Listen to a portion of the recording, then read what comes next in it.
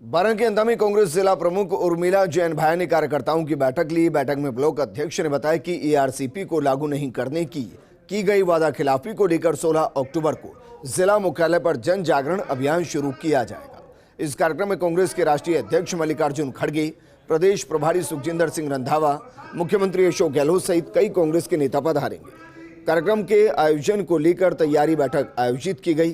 बैठक को संबोधित करते हुए भाई ने कहा कि एआरसीपी परियोजना झालावाड़, बारा, कोटा, बूंदी, सवाईमाधोपुर, करौली, धौलपुर, भरतपुर, दौसा, अलवर, जयपुर, अजमेर और टोंक 13 जिलों के लिए जीवनदायिनी है। परियोजना से साल 2051 तक सिंचाई के लिए पानी की पूर्ति होनी है। एआरसीपी के धरातल पर उतरने से 2.02 लाख हेक्टेयर नई सिंचाई भूमि तैयार होगी। इस दौरान भाई ने कांग्रेस जनों से आगामी 16 अक्टूबर को 12 में आयोजित जन जागरण अभियान में ज्यादा से ज्यादा कार्यकर्ताओं के साथ भागीदारी निभाने का आह्वान किया। राजधानी जयपुर के राजा पार्क स्थित आर्य समाज आदर्श नगर मंदिर में बीजेपी प्रदेश अध्यक्ष सीपी जोशी के सानिध्य में हवन शुरू हुआ, जिसमें सीपी जोशी सहित व्यापारियों ने आहुतियां दी। हवन की पूर्ण आहुति 25 दिसंबर को मतदान समाप्त होने के साथ होगी। जोशी ने व्यापारियों से मिलकर सुझाव आपका संकल्प हमारा अभियान के तहत सुझाव पत्र भी लिए, जिन्हें घोषणा पत्र में शामिल किया जाएगा। प्रदेश अध्यक्ष जोशी ने कहा कि हमारा सपना राजस्थान कैसा हो, इसके लिए प्रदेश में रथ निकाले जा रहे हैं और सुझाव पेटियां रखी गई। हर वर्ग से सुझाव लेकर संकल्प के रूप में राजस्थान के विकास के लिए घोषणा पत्र में शामिल करेंगे। टिकट वितरण के बाद पार्टी में मचे बवाल पर जोशी ने कहा कि ये पहला मौका नहीं है जब ऐसा हुआ है। एक विधानसभा क्षेत्र में जब कई दावेदार होते हैं तो विरोध होना स्वाभाविक है। उसके साथ ही एआरसीपी को लेकर भी कांग्रेस नेताओं पर निशाना साधा। आपका सुझाव हमारा संकल्प, हमारा उदयमान राजस्थान कैसे हो, हमारा सपनों का राजस्थान कैसे हो, सशक्त समृद्ध राजस्थान कैसे हो, गतिमान राजस्थान कैसे हो। ऐसे में पूरे प्रदेश भर में भारतीय जनता पार्टी ने अनेक रथ और सुझाव पेटियां हर गांव, ढाणी, शहर में राजस्थान के जन जन का सुझाव इन पेटियों के माध्यम से पहुंचेगा और उनका जो सुझाव आएंगे वो भारतीय जनता पार्टी की सरकार एक संकल्प के रूप में उन सुझावों को लेकर अमल करने का काम करेगी। और ये सुझाव कहीं एक कमरे में बैठकर नहीं, पूरे राजस्थान के हर कोने से, चाहे युवा हो, चाहे किसान हो, चाहे महिला हो, गरीब हो, उद्यमी हो, शहर हो, ग्राम हो, हर क्षेत्र से सबके सुझाव लिए जा रहे हैं और उनको सुझावों को एक संकल्प के रूप में हम सब लोग राजस्थान के विकास के लिए, राजस्थान की समृद्धि के लिए, राजस्थान की तरक्की के लिए, राजस्थान की सशक्तिकरण के लिए इन सुझावों को हम लेकर उस दिशा में अमल करने का भारतीय जनता पार्टी की सरकार करेगी। जयपुर पीसीसी कार्यालय पर विरोध प्रदर्शन। बांदीकुई से पहुंचे सैकड़ों लोगों ने प्रदर्शन किया। मौजूदा विधायक जीआर खटाना को लेकर विरोध किया गया। बाहरी भगाओ, बांदीकुई बचाओ के नारे लगे। जीआर खटाना गो बैक के नारे भी लगे। बांदीकुई से वाहनों में भरकर लाए गए लोग, सानियों को टिकट देने की मांग की जा रही है।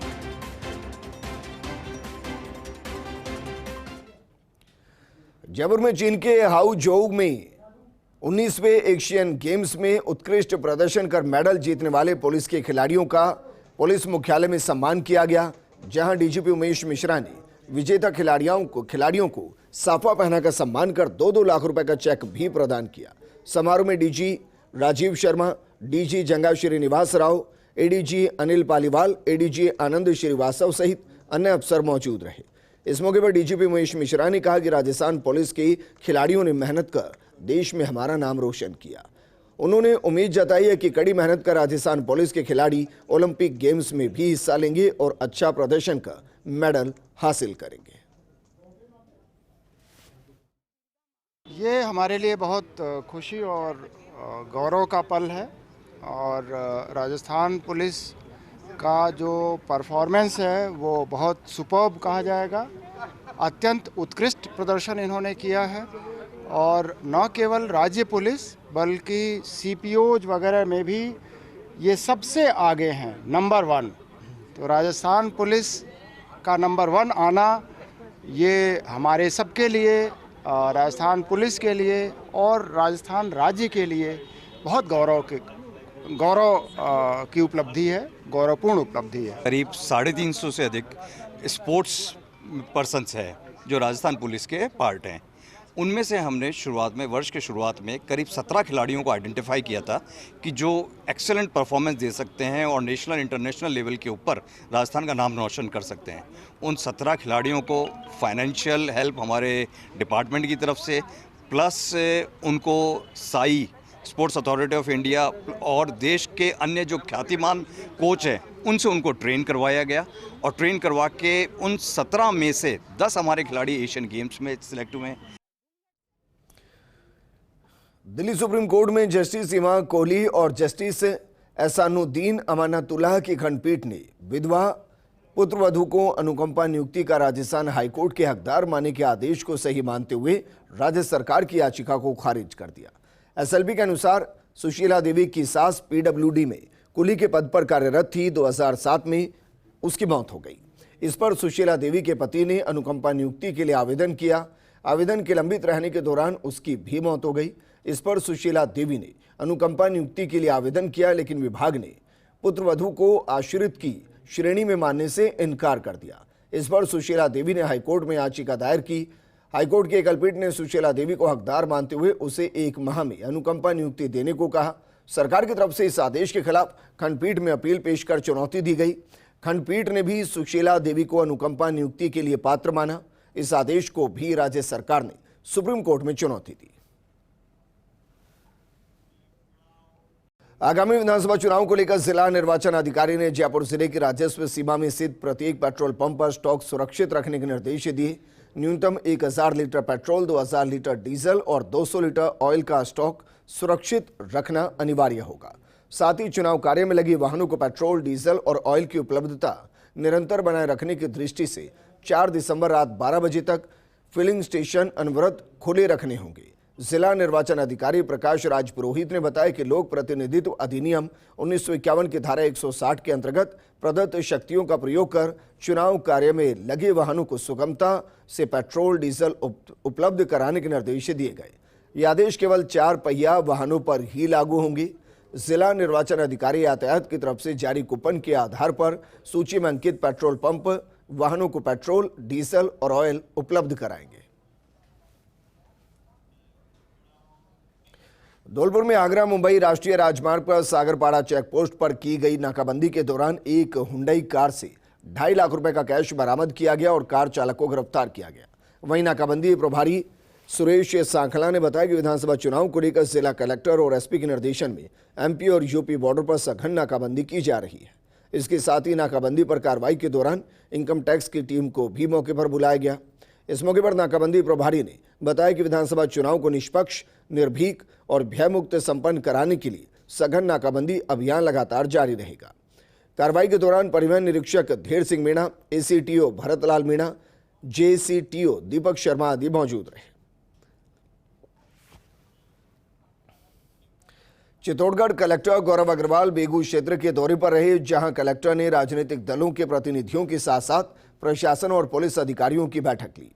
एसडीएम अफ्तर में आयोजित बैठक के दौरान कलेक्टर ने 2 टूक कहा कि आदर्श आचार संहिता की पालना सुनिश्चित कराने के साथ ही स्वतंत्र, निष्पक्ष, पारदर्शी और शांतिपूर्ण चुनाव कराना हमारे लिए जिम्मेदारी और हम इसके लिए तैयार हैं। उन्होंने सी विजिल ऐप की जानकारी देते हुए कहा कि सी विजिल ऐप को डाउनलोड कर आचार संहिता के उल्लंघन संबंधी शिकायत की जा सकती है। इस दौरान कलेक्टर ने क्षेत्र के संवेदनशील और अति संवेदनशील बूथों का भी विजिट किया। बैठक में संबंधित विभागों के अधिकारी और पुलिस अधिकारी, राजनीतिक दलों से जुड़े प्रतिनिधि भी मौजूद रहे। वाटरशेड स्कीम में काम कर चुके कर्मचारियों से जुड़ा मामले में एसीएस पंचायती राज आयुक्त वाटरशेड सहित अन्य को नोटिस जारी कर हाईकोर्ट ने पूछा है, वाटरशेड में काम कर चुके कर्मचारियों को शामिल क्यों नहीं किया गया। जस्टिस सुदेश बंसल की एकलपीठ ने दिया आदेश। अनिल कुमार की याचिका पर नोटिस जारी कर मांगा जवाब।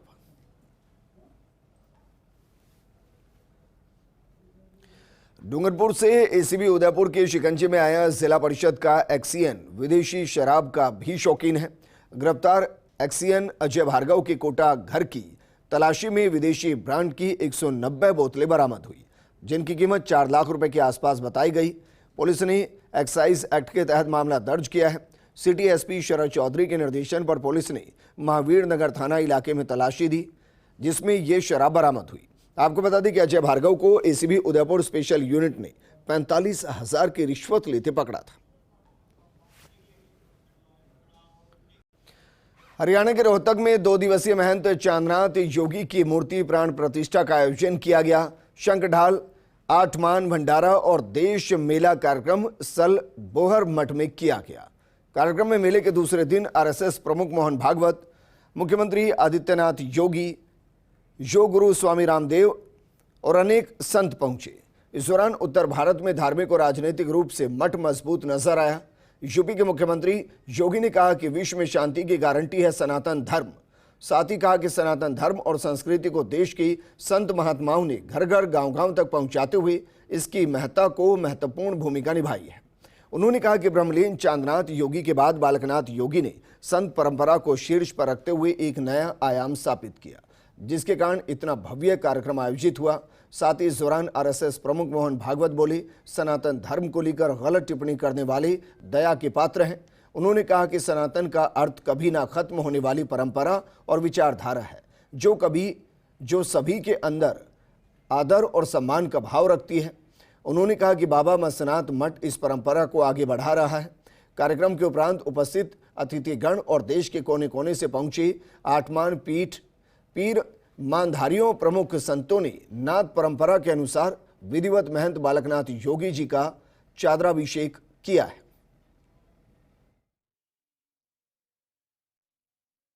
उन्होंने 8 पीरों को पूजा था अपनी गद्दी के राज तिलक के उस पर।